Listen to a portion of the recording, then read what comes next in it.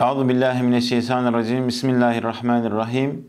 Bu kurbanların ne etleri ne de kanları Allah'a ulaşır. Fakat Allah'a ulaşacak olan sizin takvanızdır. Hac suresi 37. ayet-i kerime.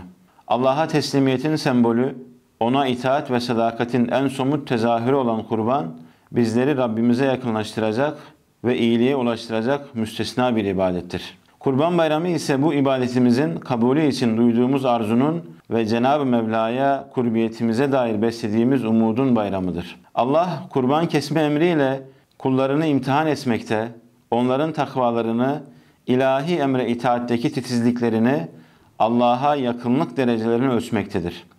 Kesilen kurbanlarda gaye, ihlas, takva ve Allah'a yaklaşmadır. Maksat, Allah'ı verdiği nimetleriyle hatırlamak ve onun rızasını kazanmaktır.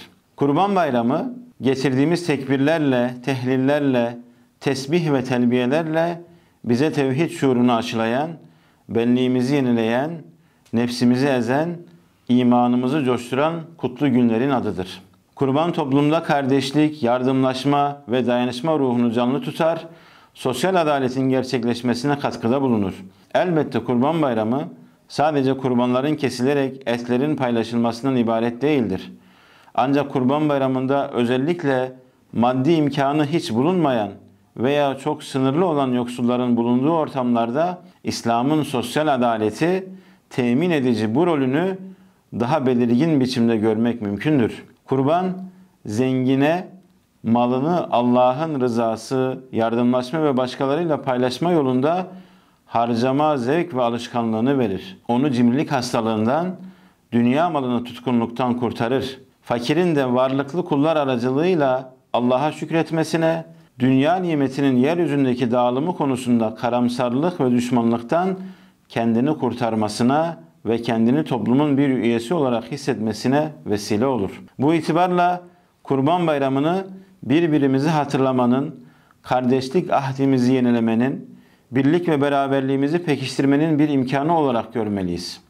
İnancımızın, kültürümüzün ve medeniyetimizin güzelliklerini, değerlerini ihya etmek için bu günleri fırsat bilmeliyiz.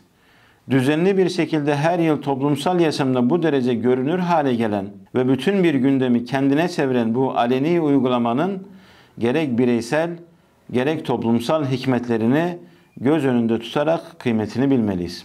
O halde öncelikle bizi sayısız nimetler içerisinde bugüne kavuşturduğu için Rabbimize hamd edelim. Bizlere bayram sevinci yaşattığı için şükrümüzü dile getirelim. Ardından yüreğimizde yeşerttiğimiz bayram neşesini sözlerimizle ve davranışlarımızla görünür ve duyulur kılalım.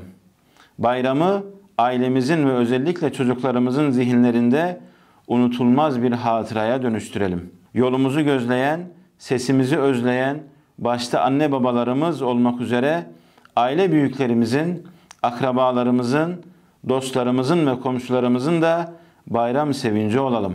Bu vesileyle birbirimize olan sadakatimizi ve muhabbetimizi yeniden tesis edelim. Bu bayram çorak gönüllerimize zemzem ve inşirah olsun.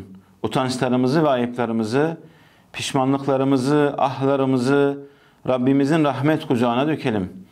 Hz. İbrahim aleyhisselam gibi halim, Hz. İsmail aleyhisselam gibi teslimiyet timsali olalım. Allah'a hamdolsun ki milyonlarca mümin şu an dünyadaki bütün Müslümanları temsilen hac ibadetlerini ve kurban vazifelerini yerine getirmek için gayret sarf ediyorlar. Bayram kendini unutturmuyor, gönüller aydınlanıyor, yüzler gülüyor, ümitler yeşeriyor. Bayramın bereketi gözle görülür, elle tutulur şekilde insanları kucaklıyor. Bu duygularla Kur'an Nesli platformu olarak yeryüzünün her neresinde olursa olsun bütün Müslümanların Kurban Bayramı'nı tebrik ediyor. İslam beldelerini her türlü felaket, istila, işgal ve mağduriyetten koruması için Rabbimize yalvarıyoruz. Kurbanların kanı kadar sıcak ve içten dualarla yürekleri yanmış müminlere aydınlık günler ve gelecekler göstermesini niyaz ediyor. Bizlere yol gösterici olarak indirdiği Kur'an'ın ve Hz. Resulullah Aleyhisselatü Vesselam'ın rehberliğinde müminlere ihtiyaç duydukları güç, irade, cesaret, akıl ve imkanı vermesini Cenab-ı Allah'tan niyaz ediyoruz.